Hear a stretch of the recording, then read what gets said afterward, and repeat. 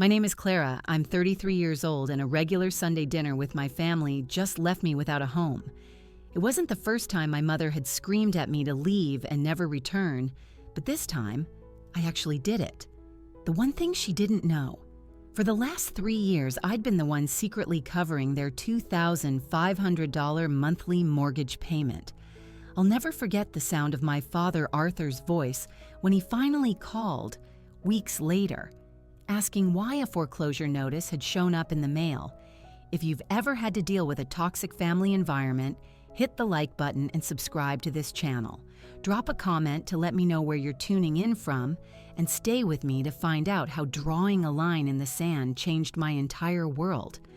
Life in the Davies household always felt like navigating a minefield, especially when my mother, Eleanor, was around.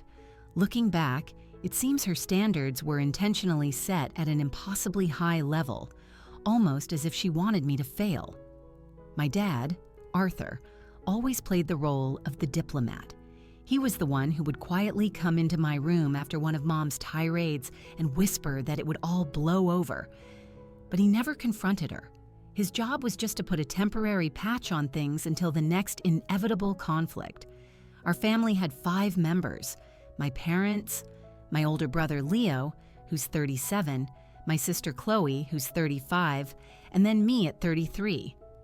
Being the youngest, I ended up getting the full force of my mother's mounting disappointments. Leo made a run for it, leaving for college at 18 and almost never looking back. Chloe did the same thing 2 years later. This left me as the sole target for my mother's critical gaze throughout my last year of high school. Every single accomplishment was scrutinized against some invisible, constantly moving goalpost. I remember bringing home a report card with all A's and a single B+. My mother's eyes went straight to the B+. "What went wrong here?" she'd ask. "Were you slacking off?" Chloe never got below an A. Those comparisons were a constant crushing weight. My friendships were another front in our ongoing war. "That new friend of yours, Jessica, seems a bit flighty." "I don't care for the way she dresses," my mother would declare after a 5-minute introduction, and it was always followed by something personal. "And why are you wearing that? That style isn't flattering on you." The comments on my appearance started when I was barely a teenager and just never let up. But the biggest battles were always about my future. When I mentioned I was interested in finance as a career path, my mother just laughed. "That's a man's world. They'll never take you seriously. You should do something sensible like teaching." But I was captivated by finance, by the way numbers could tell a story and map out the future. Against her will, I secretly filled out applications for top business schools. For nearly 3 decades, my father, Arthur, had been a regional sales manager for a big pharmaceutical company. He earned a good living, which was more than enough to allow my mother, Eleanor, to be a stay-at-home mom, a role she continued long after we kids were grown. She took immense pride in their 5-bedroom colonial home, with its perfectly manicured lawn and expensive furniture.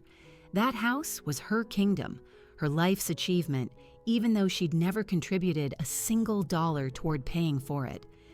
I ended up graduating with honors in finance from a top-tier university, but it still wasn't quite good enough for my mother, who had her heart set on an Ivy League school for me. But I landed a coveted position at a major investment firm right after graduation.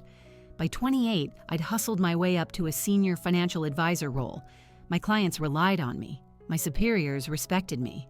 But at family dinners, my mother would introduce me by saying, "This is Clara. She works in finance," as if my entire career was just some little hobby not worth explaining. 3 years ago, our family's foundation cracked. My father was let go from his job during a massive corporate downsizing. At 58, finding a new position with a comparable salary proved to be nearly impossible. His severance was substantial, but it wouldn't last forever. My mother flatly refused to make any lifestyle changes or even think about getting a job. "Who's gonna hire me at my age?" she'd say. "And we can't possibly sell this house. What would the neighbors say?" I stumbled upon their financial crisis by pure chance. I was visiting one evening and found my father at the dining room table, late at night, his head in his hands, surrounded by a mountain of unpaid bills. He finally broke down and confessed they were months behind on their mortgage, and the bank was threatening foreclosure. The very next morning, without a word to them, I called their lender. I arranged for their $2,500 monthly mortgage payment to be automatically debited from my personal bank account. It was a huge hit to my income, but I had a healthy savings account and lived a relatively simple life despite my salary. I could handle it, and the thought of my parents being kicked out of their home was something I couldn't stomach. I never breathed a word about it to them. My dad eventually got a part-time job that he claimed was covering all their bills, and I just played along. Looking back, the red flags were everywhere. My mother was suddenly opening new credit cards. My father would get shifty whenever I asked about their money situation. The air in the house was thick with attention that seemed to grow with each visit. Their house was a 5-bedroom, 4-bathroom colonial in a nice suburb of Philadelphia. The kitchen had been completely redone with granite countertops and top-of-the-line appliances back when I was in high school, all at my mother's insistence. The formal dining room was dominated by a mahogany table where we'd had countless tense holiday dinners. My childhood bedroom was still a time capsule with its faded blue walls and shelves of old trophies. As much as it was a place of discomfort, it was also filled with memories, like the pencil marks on the kitchen doorframe tracking our heights, the scuff on the wall where Leo once threw a tennis ball, and the window seat where I'd spend hours reading, escaping into worlds where families actually seemed to like one another. Leaving it for good would be harder than I thought. I kept visiting my parents at least twice a month, even with the pit of dread that formed in my stomach every time I drove down their street. I mainly did it for my dad. After losing his job, he had become a shadow of his former self. I was genuinely worried about him, especially when I started noticing how quickly the liquor in their cabinet was disappearing between my visits. The warning signs got brighter over the last year. My mother's critiques became sharper, barely veiled as motherly advice. I once brought over a homemade shepherd's pie for dinner, her favorite. She took one bite and said, "Did you use full-fat beef? I can taste it. It's a bit greasy." When I'd offer to help with the dishes, she would trail behind me, re-rinsing everything I had already washed, sighing dramatically to make sure I knew. My dad just faded into the background during these moments. He'd stare at his plate, or suddenly remember an urgent task in the garage. The once confident man who coached my softball team now physically flinched whenever my mother's voice got too loud. He started carrying a small flask in his coat pocket. I tried everything I could think of to bridge the gap with my mother. I brought her thoughtful presents like a silk scarf in her favorite shade of green and a signed copy of a book she'd mentioned. I took her out for expensive lunches. For her birthday, I even spent over $750 on a mother-daughter spa day, which she complained about the entire drive home. The masseuse was too rough, she said. I told her to lighten up, but did she listen? My shoulders are going to be sore for a week, and that facial made my skin break out. I don't know why I let you talk me into these things. It was useless. Every gesture was met with either criticism or outright suspicion. "Why are you being so generous all of a sudden?" she once asked. "What is it you want?" As if any act of kindness had to have an ulterior motive. My best friend, Maya, could always see right through my act when I'd come back from those visits. One evening, as we sat in my apartment with a bottle of wine, I finally fell apart and told her everything, including the secret mortgage payments. "Clara, honey, this isn't normal," Maya said, her voice full of concern as she refilled my glass. "You are 33, successful, smart, and amazing, and you are being emotionally torn down by your mother while you're single-handedly funding their lifestyle." "They're my parents," I said weakly. "What else am I supposed to do? Let them become homeless?" "Maybe they should face that reality," Maya shot back. "Maybe that's exactly what they need. Your mom won't get a job. They refuse to downsize, and you're putting your own financial security on hold for them. Where are your boundaries?" I didn't have a good answer. In our family, setting boundaries was the ultimate act of selfishness, especially for a child against a parent. My mother was a firm believer in honor thy father and mother, which she interpreted to mean, do whatever we tell you, no questions asked. There was also a heavy cultural expectation. In our community, it was just assumed that adult children would take care of their aging parents. At church, at neighborhood get-togethers, the worst thing you could be called was an ungrateful child. The fact that my parents were only in their early 60s and could absolutely support themselves if they just made some adjustments felt completely irrelevant in the face of that pressure. So I kept up the visits, the payments, and the emotional tightrope walk. I started getting panic attacks the night before I had to see them, my chest growing so tight I could barely draw a breath. My therapist suggested I reduce contact, but the guilt was a tidal wave. What kind of daughter would I be if I just walked away from them? What I didn't fully grasp then was that my mother's resentment had been growing in lockstep with my success. Every promotion I got, every milestone I hit, seemed to make her more bitter. She had given up a promising career in marketing to be a mother, a sacrifice she never let us forget. Seeing me, unmarried and child-free by choice, thriving in a demanding career, went against everything she believed about a woman's place in the world. "When are you going to find a nice man and settle down?" was her constant question. "A career is fine, dear, but a family is what really matters." Nobody lies on their deathbed, wishing they'd spent more time at the office. The irony that she seemed to actively resent her own family was completely lost on her. The final, blaring warning sign came about 2 weeks before the world blew up. I had dropped by their house unannounced on a Tuesday, bringing takeout from their favorite Thai place. I used my key to let myself in and heard my mother's voice coming from the den. "She just thinks she's so much better than everyone, with her big job and her downtown apartment," she was saying, clearly to my father, Little Miss Independent. "Does she really think we don't see what she's doing?" I froze in the hallway, the bag of food suddenly feeling like it weighed 100 pounds.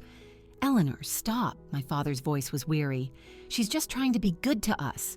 "We don't need her charity," my mother retorted. "We were doing just fine before she started meddling.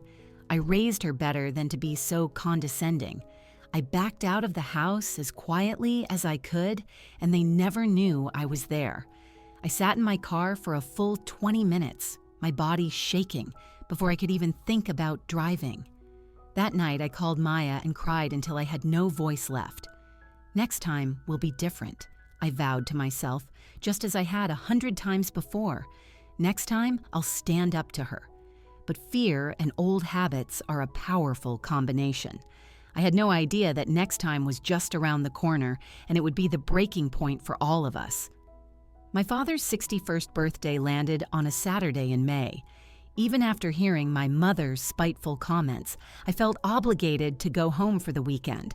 I packed a small bag and a beautifully wrapped gift, an Omega watch. It was the exact model my dad had pointed out in a magazine years ago, saying, "Maybe one day when I retire." After he lost his job, that dream watch became an impossibility, and I wanted to give him something to lift his spirits. The air was thick with tension the second I walked through the door. My mother gave me a stiff, formal hug and immediately started in on my appearance. "Oh, you chopped your hair off again." It was finally starting to look nice. I had made dinner reservations at a high-end steakhouse he loved, but she immediately shot that down. "I've already got his favorite roast in the oven. There's no need to throw away money at one of those places." So we ate at home, at the big formal dining table, using the fancy china that only came out for holidays. The conversation felt forced and unnatural. I tried asking about their friends, the neighbors, my father's garden, but every topic somehow circled back to a complaint from my mother. The roast was actually delicious, but the meal felt like it would never end. My dad had 4 glasses of wine and got progressively quieter with each one. When it was time for gifts, I nervously handed my father the box. He opened it slowly, and his face when he saw the watch was everything I had hoped for, a mix of shock, joy, and utter disbelief. "Clara, I can't. This is far too much," he stammered, but he was already lifting it from its velvet cushion, turning it over in his hands. "Of course you can," I said, smiling. "You deserve it, Dad. Happy birthday." My mother's face had turned to stone. "How much did that cost?" she asked, her voice sharp. "Eleanor," my father warned, but she just ignored him. "It must be nice to have so much extra cash lying around," she went on, her voice dripping with sarcasm. "Meanwhile, the rest of us are struggling to afford groceries." The rest of the evening spiraled downward from there. My father tried to smooth things over, but it was too late. I excused myself and went to bed early, sending a text to Maya. "Remind me again why I do this." Her reply came instantly. "Because you're a good person and you love your dad. Hang in there. Call me if you need an escape plan." The next morning, I woke up early and went downstairs to make coffee. The house was still, and I assumed my parents were sleeping in. As the coffee maker gurgled, I heard their voices coming from the study down the hall. The door was ajar, and their words were perfectly clear. "We can't keep living like this, Eleanor," my father was saying. "The credit cards are all maxed out. Property taxes are due. We have to tell her." "Tell her what?" my mother snapped. "That we're failures? That's exactly what she wants to hear. Then she can ride in on her high horse and save the day. That's not fair. If she knew how bad it was, she'd want to help. I am not accepting handouts from my own child. We'll manage." "How?" "I'm working part-time at a garden center, making a fraction of what I used to. You won't even consider looking for a job." "We are drowning, Eleanor." Their voices got lower and I couldn't make out the rest. My heart was hammering in my chest. It was so much worse than I had imagined, and my father had been lying to me this whole time, even with my help on the mortgage. When they walked into the kitchen 20 minutes later, I had made up my mind. I was going to offer to help them make a real financial plan, something that would let them keep their home and their dignity. It was what I did for a living, after all. I could do it for them. I waited until we were all sitting down with our coffee. Mom, Dad. "I couldn't help but overhear some of what you were talking about earlier. I know money has been tight since Dad lost his job, and I really want to help." My mother's face went from pale to furious in a second. "You were listening in on our private conversation?" "No, I was right here in the kitchen." The door was open. I took a steadying breath. "Look, this is what I do for a living. Let me help you set up a budget. We could look at refinancing the house. So now you're our professional help?" My mother's voice had that dangerous, razor-sharp edge I knew so well from childhood. "You think we're children? That we don't know how to manage our own lives?" "That's not what I'm saying," I said, trying to keep my voice even. "But it sounds like the situation is serious, and I have skills that could make a difference." "Oh, I'm sure you do," she said, her voice dripping with sarcasm. "Little Miss Perfect with all the solutions. You have no clue what it's like in the real world. You've had everything handed to you on a silver platter." The injustice of that comment was staggering. I had worked 2 jobs through college and graduated with student loans that I had meticulously paid off myself. Nothing was ever handed to me. "Mom, that is not fair, and you know it," I said, my voice firmer than I expected. "I have worked my tail off for everything I have, and I'm just trying to offer my help." "We don't want your help," she snapped, "and we definitely don't need your judgment. It's not judgment, it's concern," I insisted. "Dad just said you're drowning financially. Taxes are due, cards are maxed out. These are real problems. Problems that are none of your business," she seethed. "This is between your father and me." My father just sat there, staring into his mug. His brand new Omega watch gleamed on his wrist, a bitter symbol of a prosperity that was a complete lie. "Dad," I said quietly, "please say something." He finally looked up, his eyes exhausted. "Your mother's just upset, Clara. Maybe this isn't the right time. That's when it happened. Something inside me just snapped. After 3 years of secretly paying their bills, after a lifetime of walking on eggshells, after endless criticism, I was done. There's not going to be another time," I said, my voice trembling. "This is always how it is. Mom attacks, Dad enables, and I'm just supposed to sit here and take it because we're family." "Well, I'm finished." My mother shot up from her chair so fast it nearly fell over. "How dare you? How dare you talk to us like that in our house, after everything we've done for you? What exactly have you done for me, Mom, besides make me feel like I'm never good enough, criticize my body, my career, my choices, take my financial support without a single word of thanks? Her face twisted into a mask of pure rage. Financial support? What are you talking about? I was so close to telling her about the mortgage right then, but I held back. It would just become another weapon for her to use against me. Nothing, I said. Forget I said it. No, you brought it up. What support? Buying us dinner once in a while? The birthday presents? You want a trophy for doing the bare minimum a daughter is supposed to do? The bare minimum is what I've gotten from you my entire life. I shot back and instantly regretted it. It was like pouring gasoline on a bonfire. My mother just exploded. You ungrateful, selfish brat. After all my sacrifices, I gave up my career for you. I dedicated my entire life to this family, and this is how you repay me? With judgment and disrespect in my own home? She launched into a laundry list of every single one of my perceived failures, going all the way back to elementary school. It was a highlight reel of my inadequacies, delivered with pure venom. But something in me had shifted. For the first time, I wasn't hearing her words as the truth. I was hearing them as the desperate cries of a woman who couldn't stand her own life. It still stung, but it was a dull ache, not a sharp new wound. I'm not doing this anymore, I said quietly, getting to my feet. I'm going to pack my bag and leave. That's right. Run away, she sneered. You can't handle the truth. The truth, I said, is that you're miserable, and you take it out on me because I won't fight back. The truth is, I've been paying your mortgage for 3 years without you knowing, because I knew you'd see it as a personal insult instead of an act of love. The room went dead silent. My father's face went white. My mother's mouth opened and closed, but no sound came out. For once, she was speechless. Then she found her voice, and it was pure ice. Get out.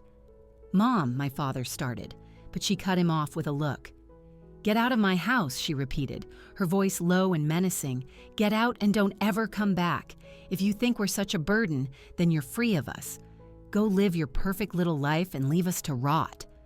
I looked at my father, pleading with my eyes for him to intervene, to say something, anything.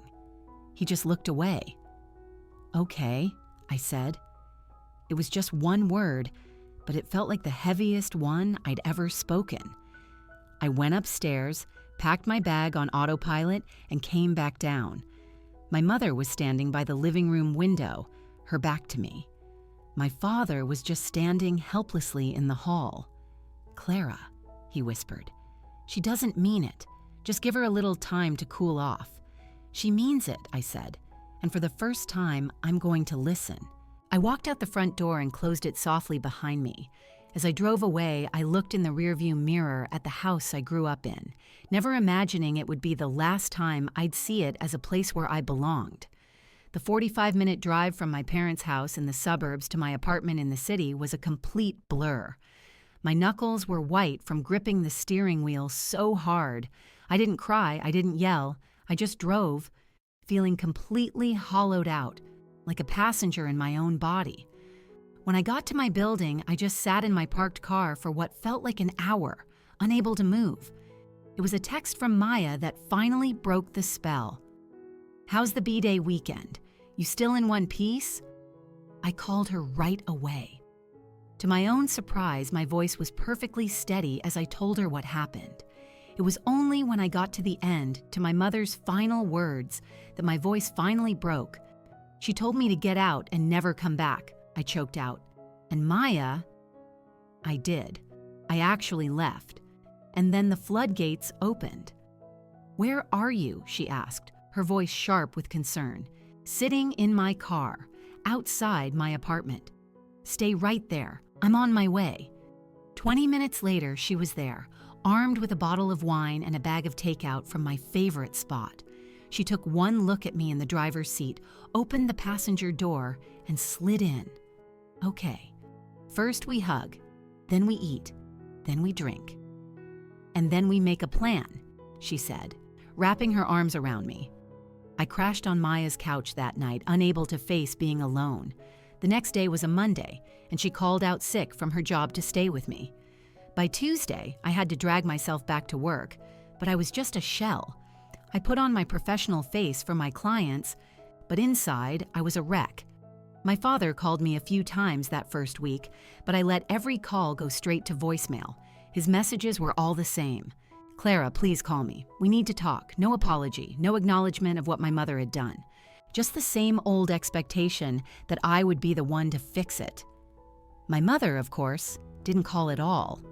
After 10 days of living in this emotional purgatory, I scheduled a meeting with a colleague to go over my own finances.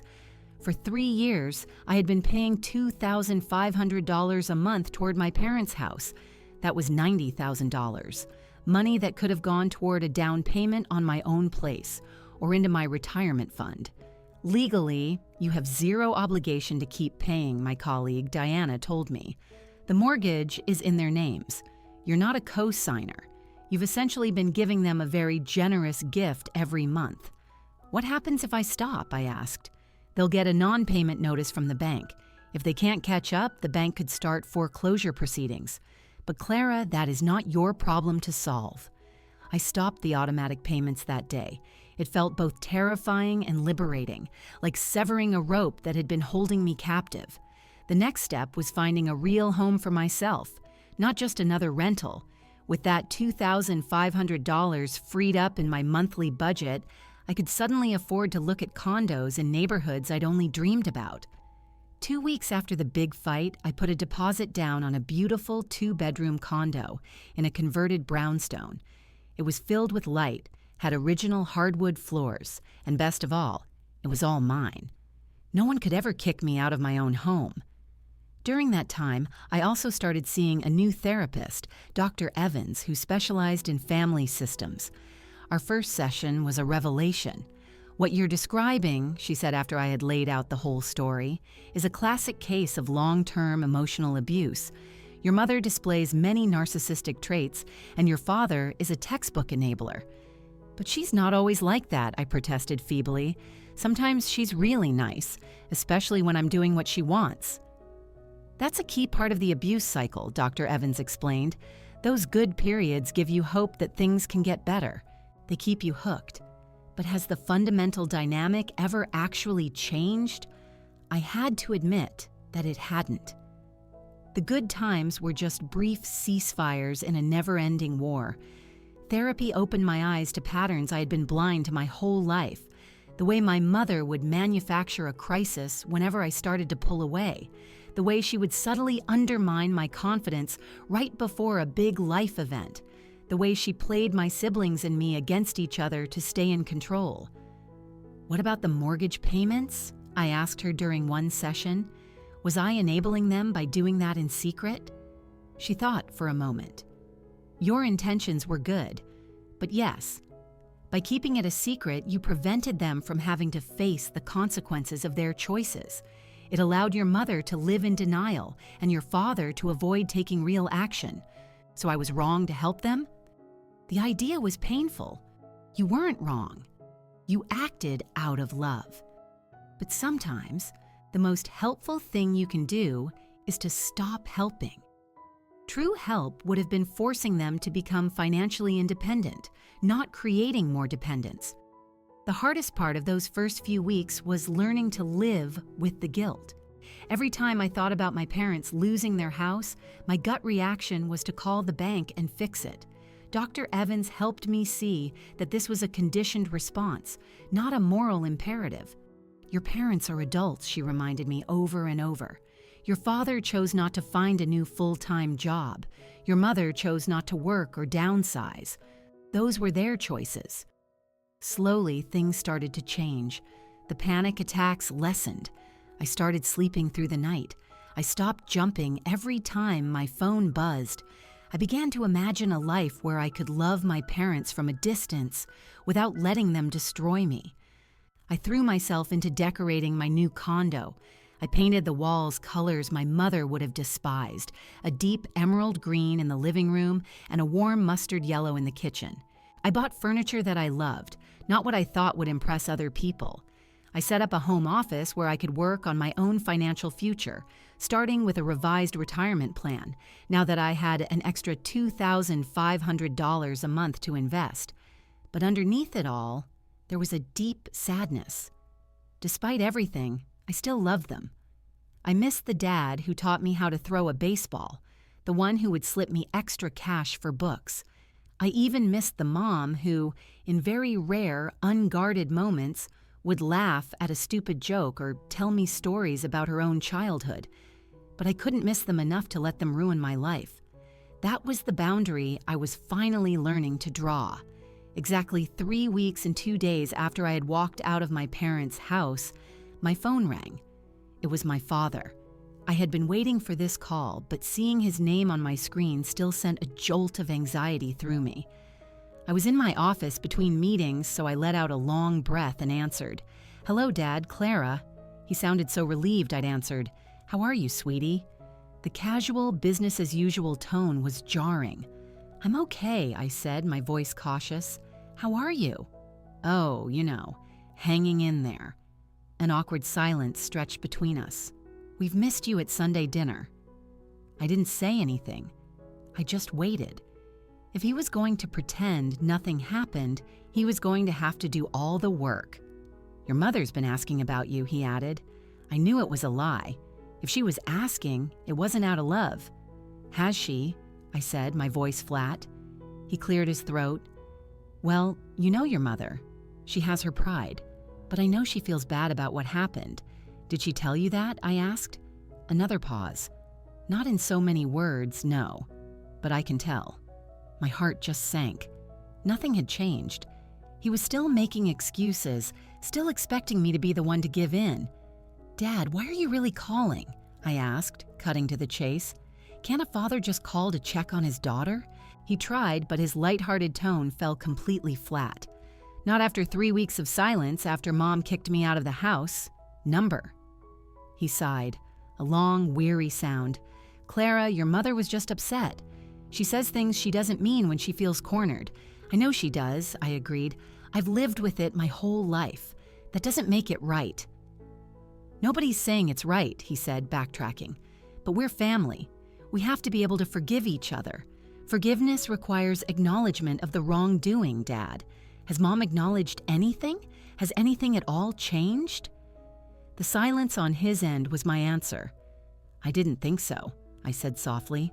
"She's your mother, Clara. She loves you in her own way. Her way is destroying me. It always has." Another long, heavy pause. I could hear him breathing, building up the courage for what I now knew was the real reason for this call. "There's something else," he finally said. "Did you know the bank sent us a letter about the mortgage?" My heart started to pound, but I kept my voice steady. "What kind of letter?" "A late payment notice." And then a second one. "They're saying they're going to start foreclosure proceedings if we don't get current." I don't get it. The payments have always been automatic. "Have they?" I asked. "Yes, for the last 3 years. Ever since..." He trailed off, and I could practically hear the gears turning in his head the moment the pieces started to click into place. "Clara, what did you mean that day when you said you'd been paying our mortgage?" The moment of truth was here. A part of me wanted to lie, to protect him from the shame. But I was done with secrets. I was done with enabling. I meant exactly what I said, "Dad. I've been making your $2,500 mortgage payment every single month for the past 3 years. That's why they were always paid on time."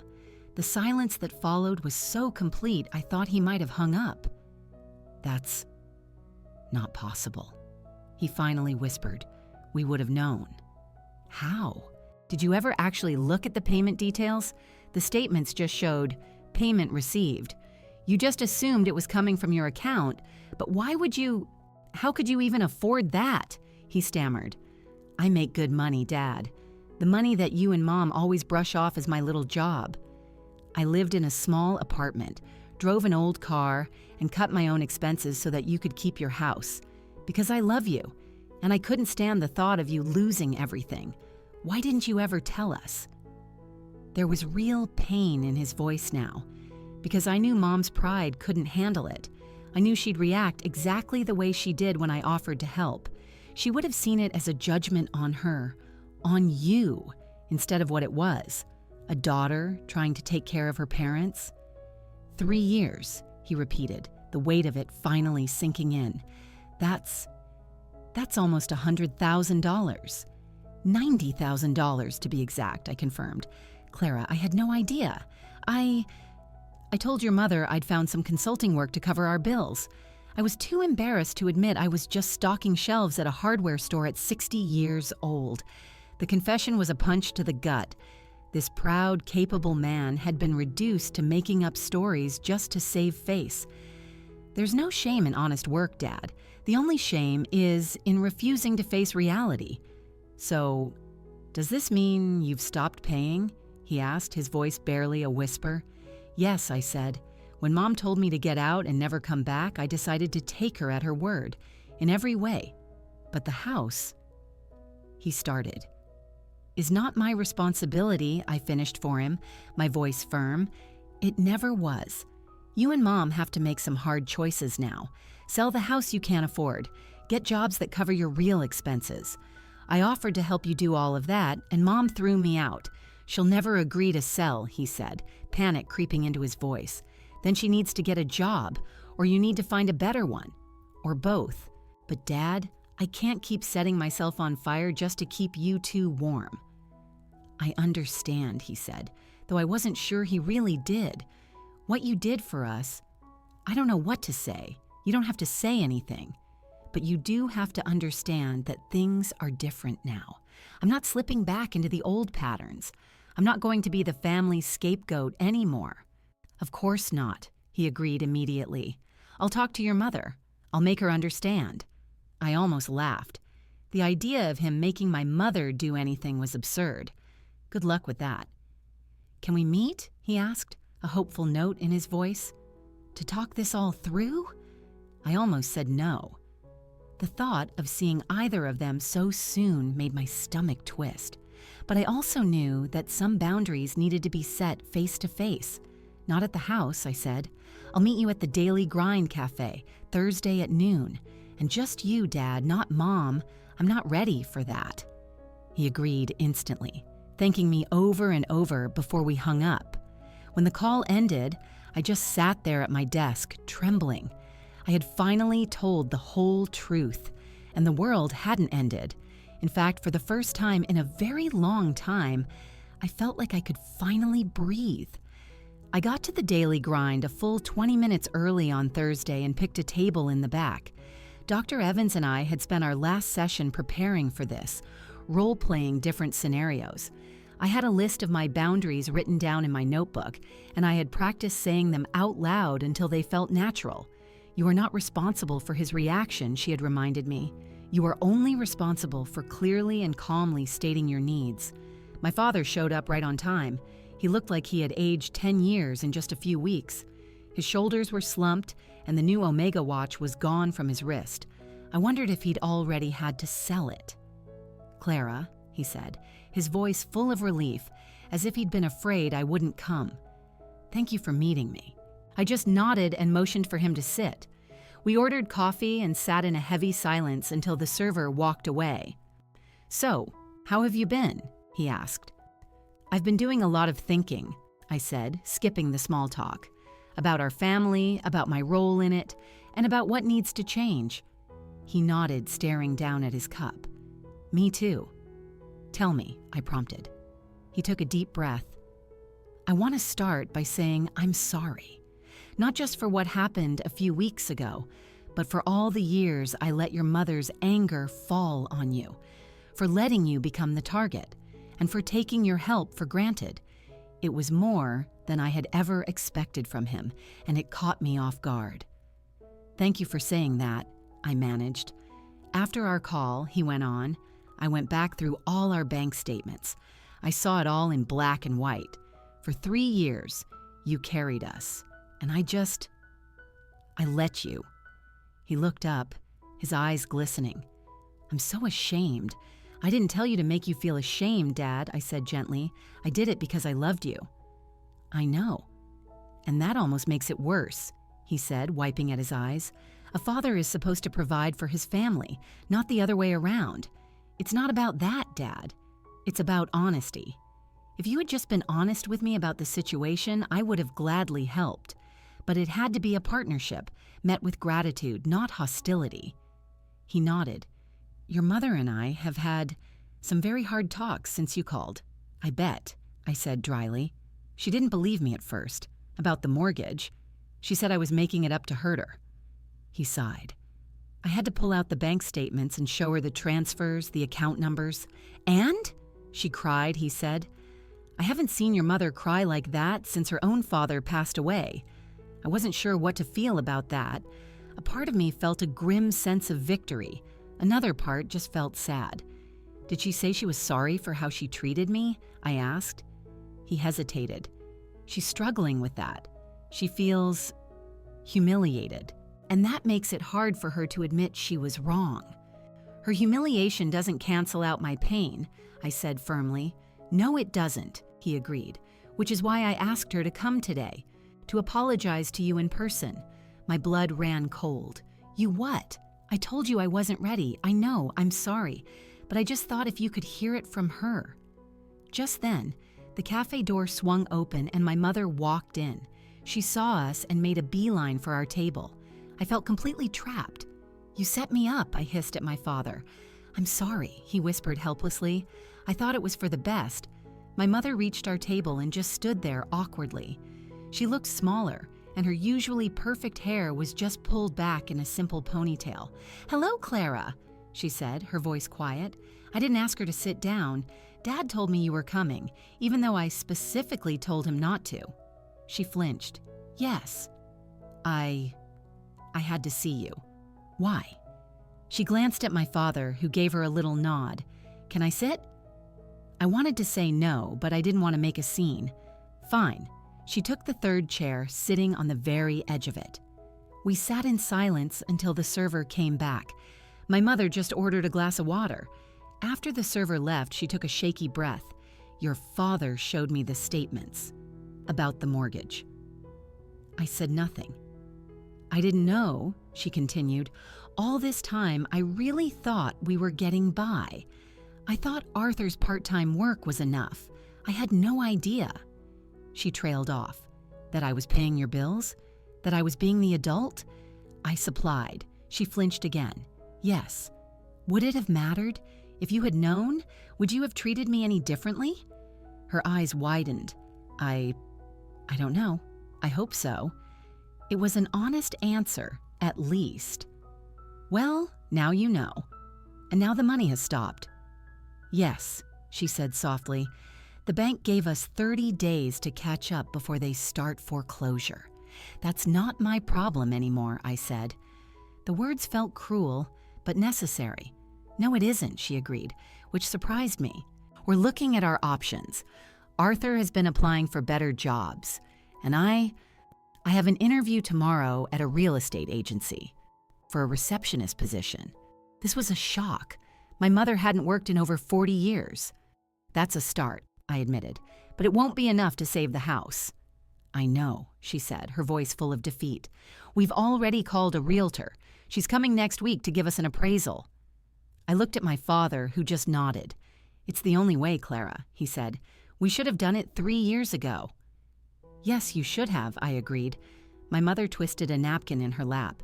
Clara, I know an apology isn't enough. What I said to you, for years, there's no excuse. No, there isn't, I said, not ready to let her off the hook. I was cruel to you, she said, her voice cracking. I told myself I was just pushing you to be better. But the truth is, I was jealous. The confession hung in the air between us. I gave up my career for you kids. It's just what my generation did. I don't regret having you, but I regret losing that part of myself. And then to see you, so successful, so independent, doing the very thing I gave up. It was easier to find fault with you than to face my own regrets. It was the most honest, self-aware thing I had ever heard her say. A part of me wanted to rush in, to hug her, to say it was all okay. But the wiser part of me, the part that had been working with Dr. Evans, knew that one moment of clarity couldn't erase a lifetime of pain. "I appreciate you saying that," I said carefully. "But you both need to understand, our relationship can never go back to the way it was. I will not be your emotional punching bag. I will not put my own financial security at risk for you. I will not accept criticism disguised as concern. I understand," she said. "Do you? Because these are my non-negotiable terms. If you can't respect them, we can't have a relationship." My father started to reach for my hand, then stopped himself. "We want to do better, Clara. We really do. We want a chance to fix what we've broken." I looked from one to the other. "I can't make any promises," I said. "I'm still healing. I need time. I need space." "Whatever you need," my father said quickly. "And I want you both in therapy," I added, "individually and as a couple. This goes way beyond money." My mother's face tightened, but she nodded. "If that's what it takes." "It's a start," I said. "As for the house, I will not resume the payments. But I can help you create a budget for downsizing. I can connect you with career resources. I can give you advice. That's what I can offer." "It's more than we deserve," my father said. "It's not about deserving," I replied. "It's about what I'm willing to give while still protecting myself." We talked for another hour, mostly about practical things like property values, my dad's resume, and what kind of townhouse they could afford. It was the most functional conversation we'd ever had. As we got ready to leave, my mother hesitated. "Would it be okay if I called you sometimes? Just to check in." "Text first," I said, "and respect it if I say I don't have time to talk." She nodded. "I will." We left without hugging. There were no grand promises, just a fragile understanding that something new might be possible. Driving home, I felt lighter. Not fixed, not whole, but on the right path. For the first time in my life, I had stood up for myself, and the world hadn't fallen apart. In fact, it felt like my world was just beginning. 6 months can feel like a lifetime. In my case, it changed almost everything. My new condo finally started to feel like a real home. I painted that accent wall the emerald green I'd always wanted. I grew herbs on my little balcony. I even adopted a cat, a regal orange tabby I named Gus, who would greet me at the door every night. My career took off. With all the mental energy I'd been spending on family drama now freed up, I was more focused, more creative, more present with my clients. I was promoted to lead a new advisory team, which came with a significant raise. My sessions with Dr. Evans became less frequent as I grew more confident in my new boundaries. The panic attacks disappeared completely. The constant low-level anxiety that had been the soundtrack to my life finally went silent. "You've made incredible progress," she told me during one session. "It takes most people years to untangle these kinds of family dynamics. You've done the work. It feels like the longest 6 months of my life," I admitted. "Growth is never easy," she said, "but you didn't just survive it, you've transformed." My relationship with my parents was a slow, careful dance. My dad landed a sales manager job at a smaller firm. It paid less, but he seemed genuinely happier. And in a twist I never saw coming, my mother didn't just take the receptionist job, she thrived. Within a few months, her boss offered to pay for her to get her real estate license. At 64, she was finally starting the career she'd given up 4 decades ago. "The younger agents ask me for advice," she told me during one of our now regular Sunday calls. "They say clients trust me more because I have life experience." There was a new kind of pride in her voice, one she had earned herself. It suited her.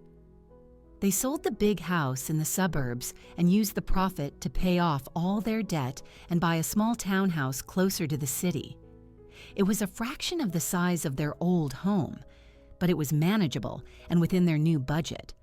"I don't even miss all that space," my dad confessed during one of our lunches. "It just felt like more to clean. It's good to simplify." The biggest change, however, was that my mother started seeing her own therapist. She made the decision herself after having a breakdown at work one day. A young woman who looked a lot like you came in with her daughter, she explained to me, her voice thick with emotion. And I suddenly saw us, back when you were little, when you still thought I was the best person in the world. And I realized how much I had broken. Her therapist diagnosed her with narcissistic tendencies rooted in her own difficult childhood. The work was hard for her. Sometimes she would call me after a session, her voice raw, to apologize for specific things she'd said or done when I was a kid. I learned to accept these apologies without rushing to absolve her. Forgiveness, I was learning, was a process, not a destination. Our new relationship was built on a foundation of clear boundaries. I visited them once a month. We talked on the phone once a week, and I learned to end the conversation if it started to turn negative. I no longer said yes to every request.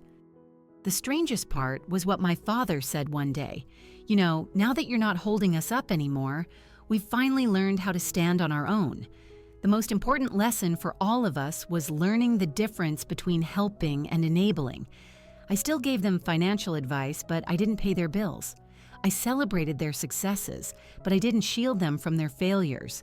I loved them without losing myself. As the seasons changed, I thought about how much my life had transformed in under a year. The previous Christmas had been a tense, hollow performance.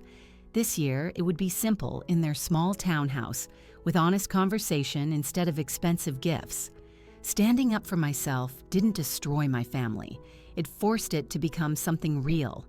You gave them a chance to grow by refusing to let them keep you small, Maya observed wisely over dinner one night. Exactly, I said, and I gave myself permission to actually live my own life. The irony wasn't lost on me. By setting boundaries, by stopping the secret payments, I had inadvertently given my parents the push they needed to find their own strength.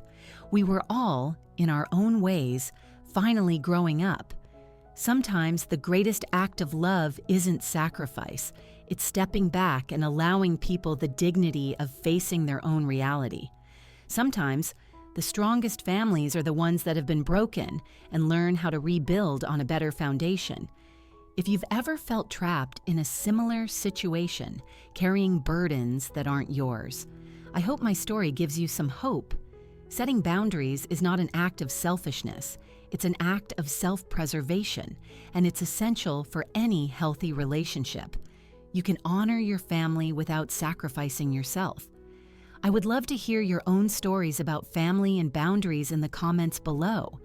Has anyone else found that taking a step back was the very thing that helped your loved ones finally step up? Your story could be exactly what someone else needs to read today. If this story resonated with you, please give this video a like and subscribe to the channel for more honest conversations about life and relationships. Share it with anyone you know who might be going through something similar. Thank you for listening, and remember that true love should build you up, not tear you down. Take care of yourselves. End of story.